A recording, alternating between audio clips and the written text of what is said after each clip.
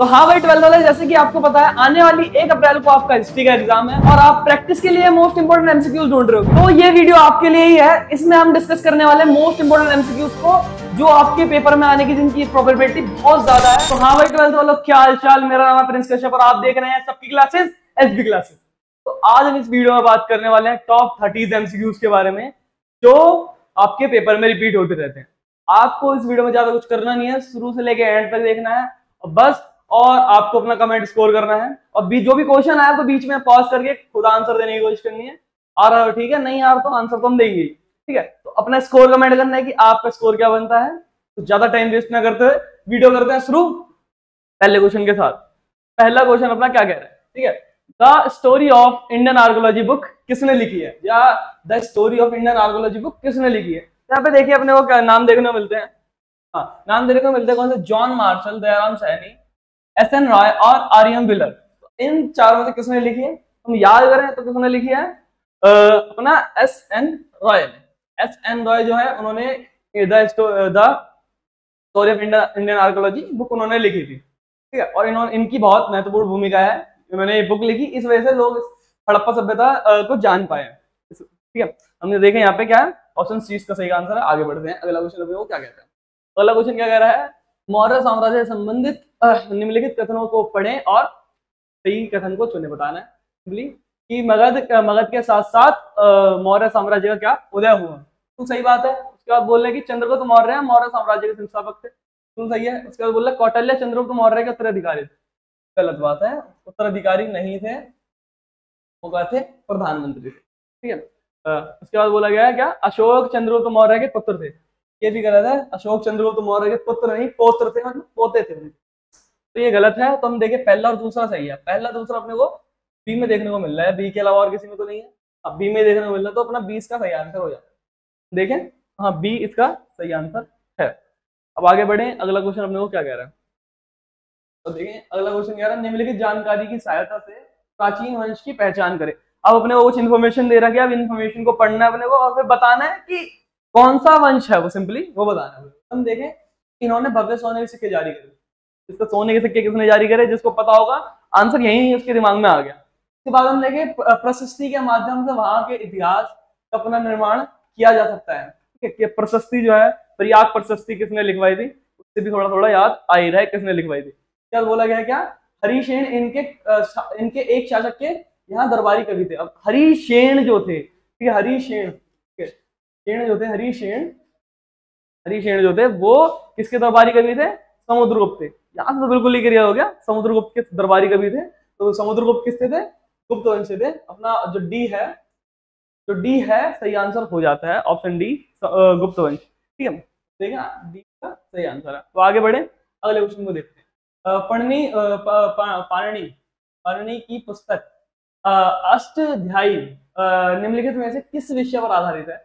कि जो अष्टाध्यायी बुक है वो किस विषय पर आधारित है, उसका जो टॉपिक है वो क्या है।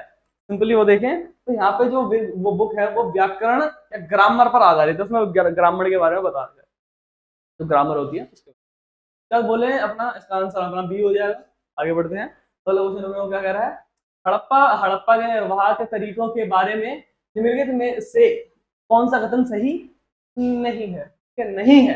अब यहाँ पे बोल रहा है सही नहीं, जो है यहाँ पे पहला कथन क्या है कि ऑप्शन ए क्या बोल रहा है, पकी मिट्टी से बने बैलों का प्रतिरूप जुताई की तरफ इंगित करता है, कि वहां पे जुताई हुआ करती थी। क्या बोल रहा है, समकोण पर हल रेखाओं के दो समूह दो फसलों के उगाए जाने पर इंगित करते हैं, कि वहां पे दो फसलें उगाई जाती थी। ये भी सही लग रहा है, ये भी सही लग रहा है और ये भी सही लग रहा है। इसके बाद बोला अफगानिस्तान शोरतुगाई में नहरों के अवशेष मिले हैं। बिल्कुल सही है, शोरतुगाई में नहरों के अवशेष मिले हैं, ये भी सही लग रहा है, यही आंसर होगा। देख लेते हैं इसको भी। सिंध में सिंचाई के लिए गहरे जलाशय मिले हैं, सिंध में नहीं मिले, गलत है। ऑप्शन डी इसका सही आंसर हो जाएगा। ऑप्शन डी क्या है इसका सही आंसर है, ऑप्शन डी इसका सही आंसर है।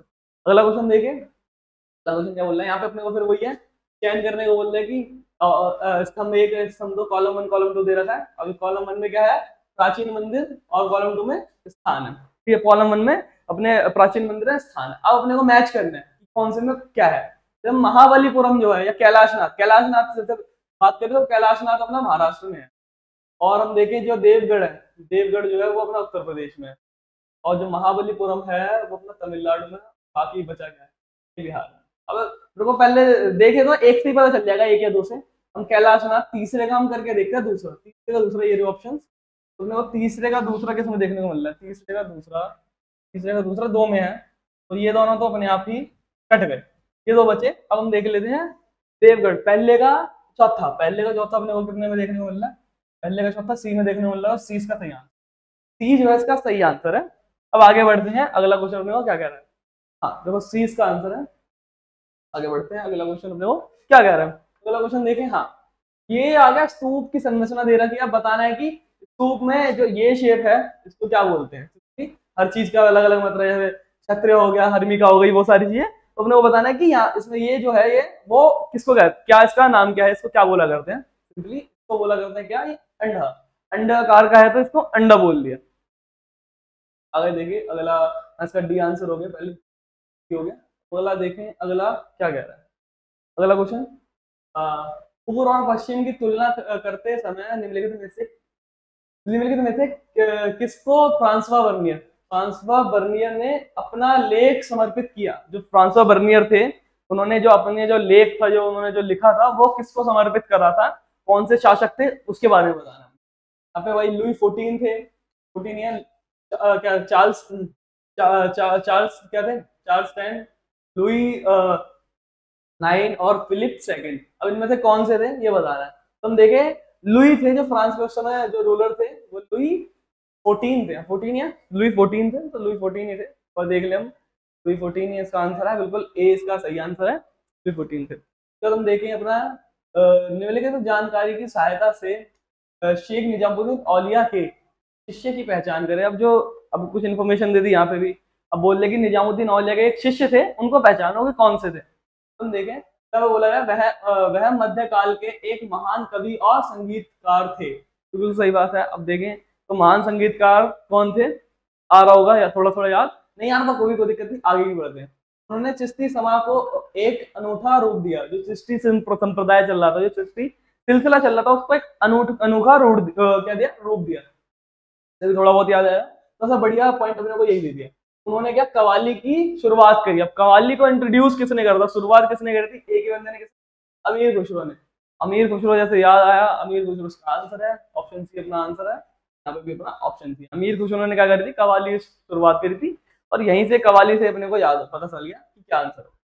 अगला क्वेश्चन अपने को देखें तो क्या देखने को मिलता है, रिक्त स्थान की पूर्ति करनी है। विजयनगर की भौगोलिक स्थिति के विषय में सबसे चौंकाने वाला तथ्य है डैश डैश नदी जो उत्तर पूर्व दिशा में बहती है द्वारा निर्मित एक प्राकृतिक कुंड है, इनके इसके द्वारा एक प्राकृतिक कुंड है। अब उसके विजयनगर साम्राज्य के उत्तर पूर्वी दिशा में कौन सी नदी बहती है, इसको देखें तो उत्तर पूर्वी दिशा में एक नदी बहती है, कौन सी नदी है, तुंगभद्रा। तुंगभद्रा नदी इसका सही आंसर है, तुंगभद्रा नदी ही इसके उत्तर पूर्व में बहती है, तुंगभद्रा इसका आंसर हो जाता है। ऑप्शन डी इसका सही आंसर है, ऑप्शन डी इसका सही आंसर है, हाँ बिल्कुल ऑप्शन डी इसका सही आंसर है। आगे बढ़े, अगला क्वेश्चन अपने को क्या कह रहा है, क्या कह रहा है, निम्नलिखित में से किस आदिवासी राजा ने 16वीं और 17वीं सदी के दौरान मुगल साम्राज्य पर काफी प्रभाव डाला और महत्वपूर्ण भूमिका निभाई। तो यहाँ पे हम देखें बहुत सारे बंदों के नाम बता रखे हैं। अब यहाँ पे हम देखें इसका नाम तो हमने सुना नहीं है, तो ये तो गलत है, बाकी 1 2 3 ये दोनों सही है, लोहनी, मुहा और कोच जो थे वो ये जो 3 थे, ये इन्होंने बहुत महत्वपूर्ण भूमिका निभाई, और यही इसका आंसर हम देखें पहला दूसरा और तीसरा किसमें देखने को मिलता है, पहला दूसरा तीसरा हम लोग को बी में देखने को मिलता है, बी में देखने को मिलता है, तो 20 का सही आंसर है। आगे बढ़ते हैं, ठीक है 20 का सही आंसर है, बिल्कुल 20 का सही आंसर है। अब आगे बढ़े, अगला क्वेश्चन देखते हैं क्या कह रहा है। इबन बतूता ने भारत की यात्रा के दौरान किस प्रमुख शहर को एक बड़ा शहर विशाल आबादी वाला शहर तथा भारत का सबसे बड़ा बताया है, सबसे बड़ा बताया भारत में सबसे बड़ा, कि वो बताना है कि जो इबन बतूता आया था इंडिया, जब घूमा उसने यात्रा करी, तो उसने किस शहर को सबसे घनी आबादी वाला सबसे बड़ा शहर बताया, वो किसको बताया, हम देखें तो वो बताया किसको, जो आज भी बहुत बड़ा शहर और घनी आबादी का है, कौन सा है, दिल्ली। दिल्ली इसका सही आंसर है। उसने दिल्ली घूमा और दिल्ली में घूम के उसने देखा ये तो बहुत बड़ा शहर है और बहुत घनी आबादी रहती है इसमें, बाजार वो सारी बातें बताई इसने। आगे बढ़ते हैं, अब कहाँ डी इसका सही आंसर है, दिल्ली। अगला देखें, अगला क्या बोल रहा है, निम्नलिखित में से किस साम्राज्य को कर्नाटका साम्राज्य मुहू कहा जाता है।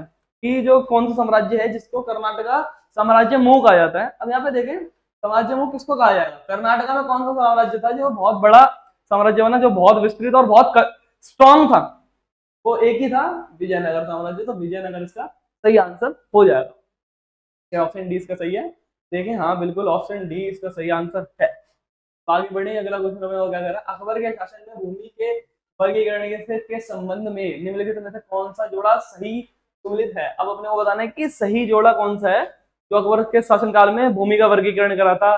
किसने, अपना पोलज, परौती, चरचर, बंजर, ये 4 भूमि बनाई थी ना, वो उसी के बारे में बताना है अपने को।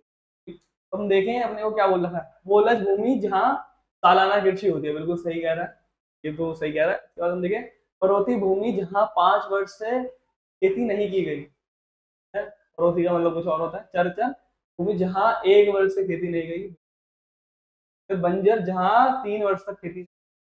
अब इसको देखें सही क्या होगा, पड़ोती जो है वहां पे 1 साल तक नहीं करी जाती, चर्चर में 3, अपना इसमें 5 साल से ज्यादा कृषि नहीं करी जाती, ये होता है। तो हम देखें तो ऑप्शन का ए सही हो जाएगा, ए सही हो जाएगा। क्या, पोलज, पोलज का मतलब क्या होता है, जिसमें लगातार सालाना कृषि होती रहती है, तो अपना सही आंसर हो जाएगा। तो अपना ऑप्शन ए इसका सही आंसर है। हम एक बार देखें अगला क्वेश्चन, देखें अगला क्वेश्चन क्या कह रहा है, एक बार इसको पढ़ो, मैं एक बार पानी पी लूं। क्या कह रहा है अपना अगला क्वेश्चन, एक बार पढ़ो।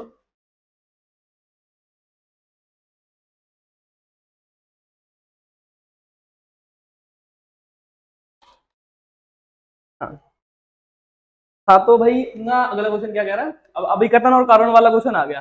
तो अब अभिकथन और कारण के बारे में बताना कि सरकारी बंदोबस्त में जमींदार राजस्व मांग को अदा नहीं कर पाए और बकाया रकमें बढ़ती गई। बिल्कुल सही बात है कि राजस्व जो थे सरकारी बंदोबस्त में, जो वो जमींदार थे, वो राजस्व का भुगतान नहीं कर पा रहे थे, इससे क्या हो रहा था, रकमें बढ़ती जा रही थी, फिर नीलामी हो जाती थी। तुम देखें ये कथन सही है। अब हम क्या बोलेंगे, क्योंकि सूर्यास्त विधि के अनुसार यदि निश्चित तारीख को सूर्यास्त होने तक भुगतान नहीं आता तो जमींदारी को नीलाम कर दिया जा सकता है, कर दिया जा सकता है।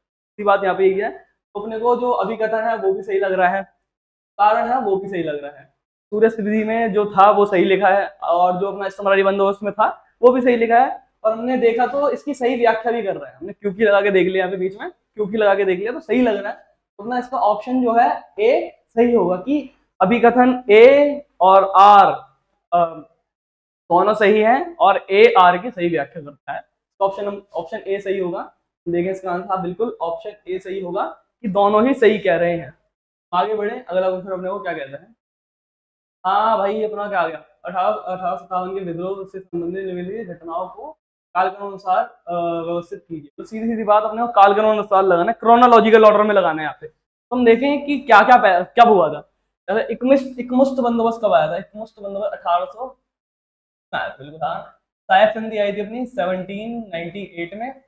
अब इन्होंने सुधारों की शुरुआत करी थी आई थिंक 1934 में, और ये है उन्होंने सॉरी 1834 में आजमगढ़ घोषणा। ये तो विद्रोह के समय ही हुई थी आजमगढ़ घोषणा, तो हुई थी 25 अगस्त सॉरी नहीं 18 ये है। तो हम देखें यहाँ पे सही अपना आंसर क्या बनेगा। तो पहला तो सेकंड आ जाएगा, सेकंड के बाद अपना क्या आएगा, सेकंड के बाद सेकंड के बाद अपना थर्ड आ जाएगा, फिर क्या आ जाएगा अपना फर्स्ट आ जाएगा, क्या आ जाएगा फोर्थ आ जाएगा। तुम देखें दूसरा तीसरा पहला चौथा, दूसरा तीसरा पहला चौथा, दूसरा तीसरा पहला ए में ही देखने को मिल रहा है अपने को। अपना ए इसका सही आंसर हो जाएगा। और किसी में देख रहे हैं, नहीं और किसी में नहीं देख रहा, तो ए ही इसका सही आंसर होगा। अब आगे अगले क्वेश्चन को पढ़ते हैं। अगला क्वेश्चन अपने को क्या कहता है, क्या कह रहा है, निम्नलिखित में से कौन सा भारतीय राष्ट्रीय कांग्रेस के उदारवादी के समूह के संबंधित है। मतलब सीधी सी बात, उदारवादी नेता के बताना है कि जो कांग्रेस थे, कांग्रेस में कौन से जो थे नेता थे उदारवादी थे निम्नलिखित में से। देखें बाल गंगाधर तिलक, लाला लाजपत राय, विपिन चंद्र पाल और अपना गोपाल कृष्ण गोखले। ये क्वेश्चन का आंसर मैं नहीं दूंगा, इसको आप कमेंट में बताना है कि इसका आंसर क्या होगा। ठीक है, तो हम ऑप्शन को छुपा के आगे बढ़ते हैं, आंसर को छुपा के। हाँ तो क्या आंसर, अब आगे बढ़ते हैं, क्या कह रहा है अपना।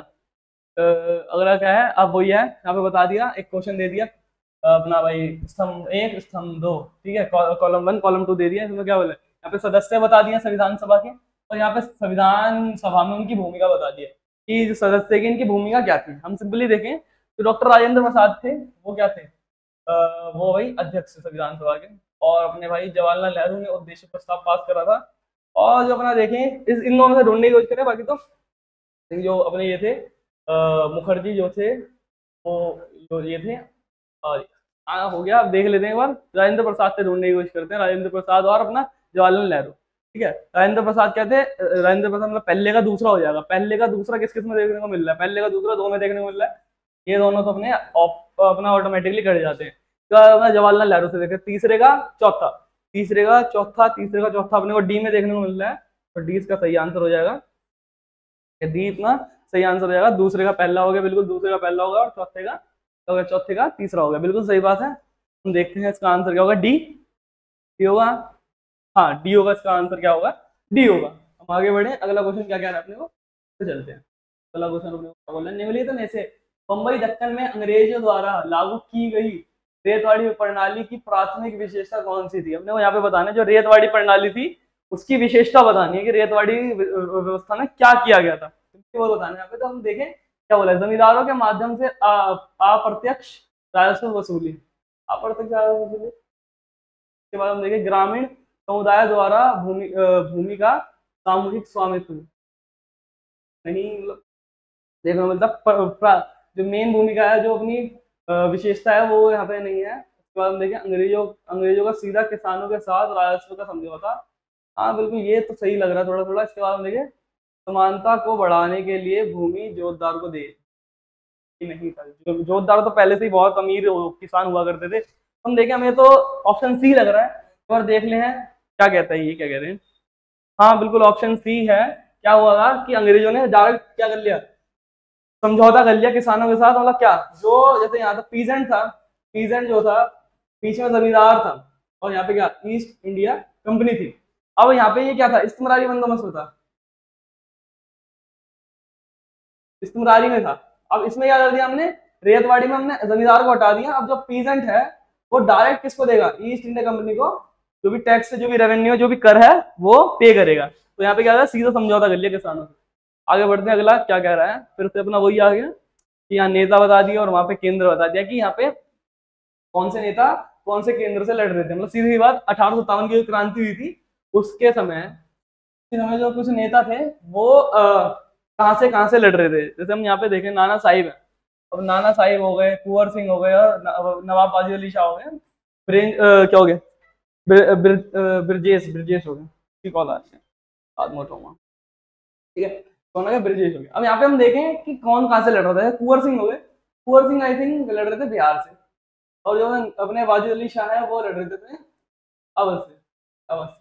अब इन दोनों से ढूंढने की कोशिश करें, पहले का अपना क्या हो रहा है, मतलब कुंवर सिंह किसका हो रहा है, तीसरे मतलब दूसरे का तीसरा अपना वो किस किस में देखने को मिलता है, जब देखते हैं दूसरे का तीसरा एक में देखने को मिल रहा है ना, यहीं से आंसर निकलेगा, सिंपली एक ही में देखने को मिल रहा है, बाकी तो नहीं है। दूसरे का तीसरा एक में देख रहे हैं ना, हाँ बिहार। देखें इसका क्या होगा, बी आंसर होगा या नहीं, देखते हैं बी आंसर होगा या नहीं, बिल्कुल बी आंसर होगा। ऐसे करके अपना ये क्वेश्चन भी हो गया। अब आगे बढ़ते हैं, अगला क्वेश्चन अपने को क्या कह रहा है, देखो एक बार क्या कह रहा है, निम्नलिखित विकल्पों में सबसे के गठन के प्राथमिक कारण की पहचान, मतलब सीधी सीधी बात क्या बताना है कि जो संविधान सभा का बनने का मेन कारण क्या था वो बताना है कि संविधान सभा क्यों बनाई गई थी। पहला कारण देखें, प्रांतों के शासन के लिए एक विधायिका की स्थापना, विधायिका होगा की स्थापना, नहीं गलत लग रहा है ये तो, क्या बोला है, समन्वय के माध्यम से भारत के विभाजन के मुद्दे को निपटाना, बिल्कुल ये गलत है। विभाजन के मुद्दे को निपटाना संविधान सभा का काम नहीं था। तो बोला गया अंग्रेजों के साथ भारत की स्वतंत्रता की शर्तों पर बातचीत करना, नहीं संविधान बनाना था कि स्वतंत्र भारत के शासन के लिए एक मसौदा तैयार करने के लिए, बिल्कुल सही बात है ये कि स्वतंत्र भारत के लिए क्या करना था, एक फ्रेमवर्क तैयार करना था कि उसका काम वहां पे उसके अंदर काम कैसे होगा, उसको शासन कैसे चलेगा। अब देखिए हम क्या बोला गया है, फ्रेमवर्क तैयार करने के लिए कि to draft the framework for the government of independent India. ये इंडिपेंडेंट इंडिया की जो गवर्नमेंट होगी उसके लिए एक फ्रेमवर्क तैयार करना क्या काम था, संविधान सभा का काम था। ऑप्शन डी इसका सही आंसर हो जाएगा, एक बार देख लें, बिल्कुल ऑप्शन डी इसका सही आंसर है।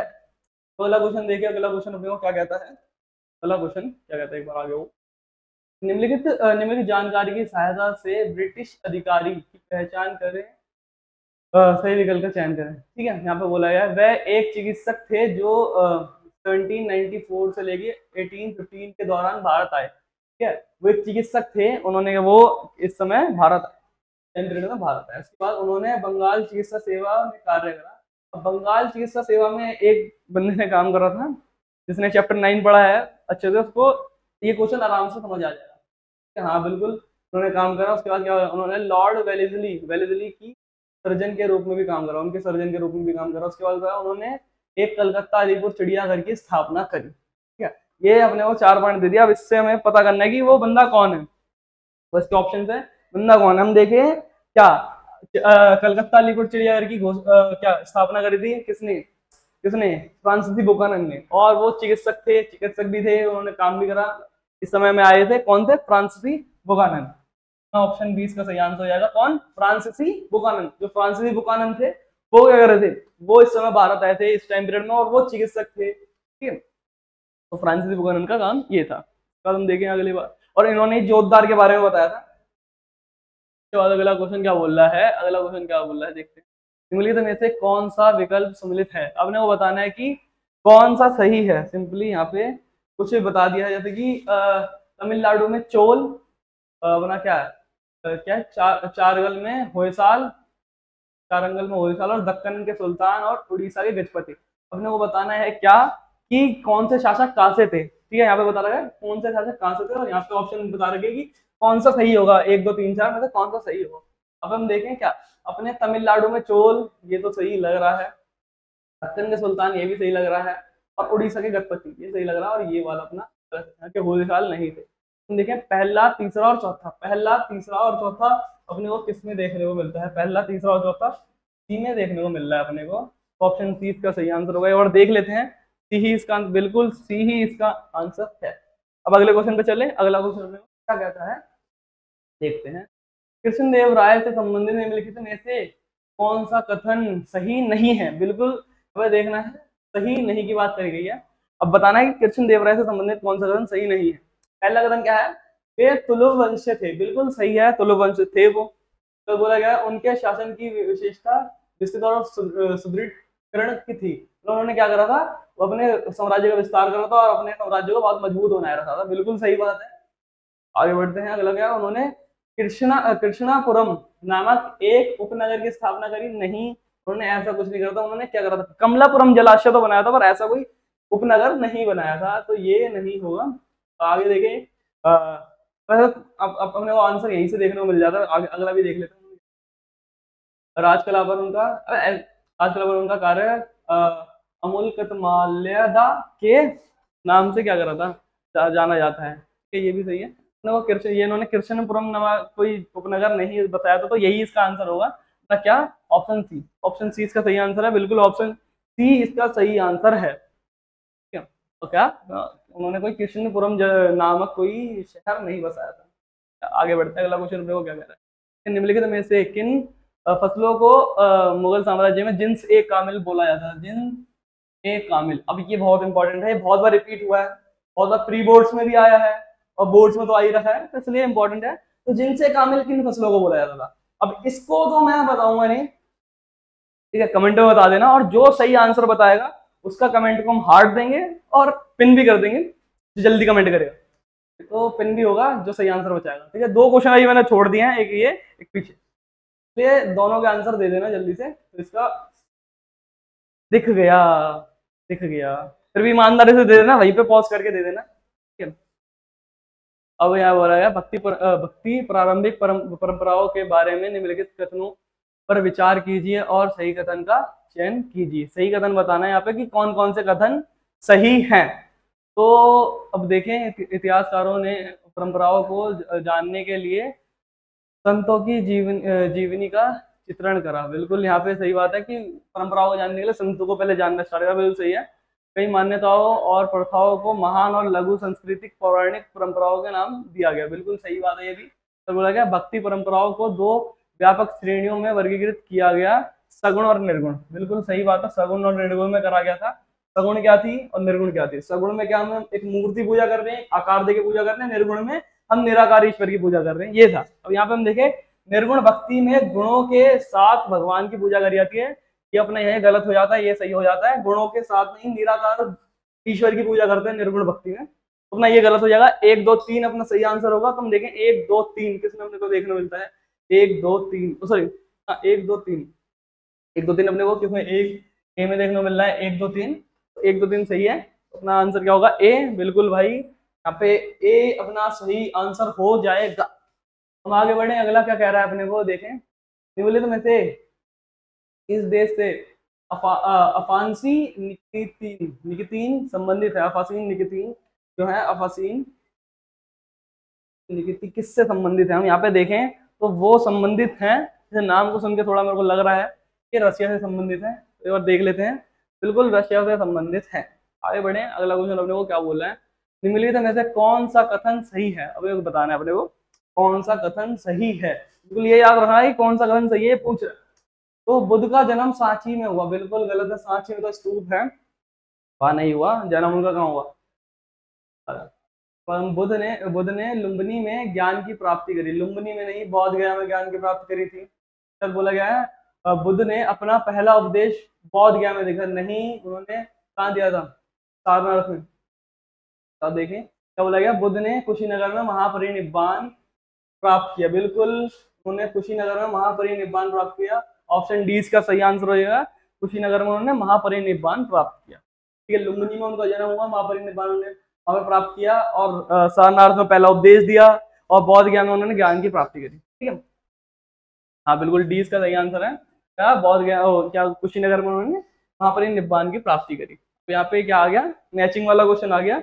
हम देखें मैचिंग वाला, और ये क्वेश्चन हमारे पे पहले भी देखने को मिला है। ठीक है, अब यहाँ पे देखें कुछ जैसे कि जैसे बोला है एस एन रॉय जो थे, उन्होंने क्या करा था? उन्होंने the story of Indian archaeology लिखी थी। ये पहले भी आ रखा है क्वेश्चन से, फर्स्ट इसी से शुरुआत करी थी। हम देखें इसी से ढूंढने की कोशिश करें, क्या ए से ए का 3 एक में ही है, और इसका आंसर क्या हो जाएगा? ए का 3 मतलब पहला ही अपना आंसर हो जाएगा ए का 3। यही से अपने को देखने को मिल जाता है। और बी का क्या बता रखा है? बी का पहला बता रखा है, और सी का क्या बता रखा है? सी का सेकंड बता रखा है, और डी का डी है अपना। ये क्या आंसर देखा है? जॉन मार्शल ने हड़प्पा। हाँ चलो सही है, बड़ी बिल्कुल सही है। अपना ए आंसर हो जाएगा। एक बार देख लेते हैं क्या आंसर है इसका। हाँ बिल्कुल ए ही आंसर है। एक ही से हमें सब पता चल गया। ठीक है, हमने एस एन रॉय को मैच करा इससे, और यहीं से पूरा आंसर मिल गया अपने को देखने को। आगे बढ़ते हैं, अगला क्वेश्चन अपने को क्या कह रहा है? अगला और सबसे लास्ट क्वेश्चन, पिक्चर वाला क्वेश्चन आया अपना यहाँ पे एक और। अब बोला है कि ये मंदिर दे रखा है, एक मंदिर बता रखा है। अब ये मंदिर कौन सा है? ये मंदिर कौन सा है ये बताना है अपने को सिंपली। और ये मंदिर हम देखें कौन सा मंदिर लग रहा है देखने को। ये अपना विट्ठल मंदिर है, या अपना क्या है बृहदेश्वर मंदिर है, या कैलाश मंदिर है, या विरूपाक्ष मंदिर है। अब ये मंदिर कौन सा है? ठीक है, ये मंदिर आप बताओ। चलो मैं ये बता देता हूँ। ये मंदिर जो है, ये मंदिर अपना कौन सा? विरूपाक्ष मंदिर। विरूपाक्ष मंदिर है ये। ठीक है, तो यहाँ पे अपना देखते हैं विरूपाक्ष मंदिर है। बिल्कुल विरूपाक्ष मंदिर ही है ये। तो यहाँ पे अपने क्वेश्चंस होते हैं खत्म। जानने के लिए जुड़े रहें, बने रहें एसबी क्लासेस के साथ।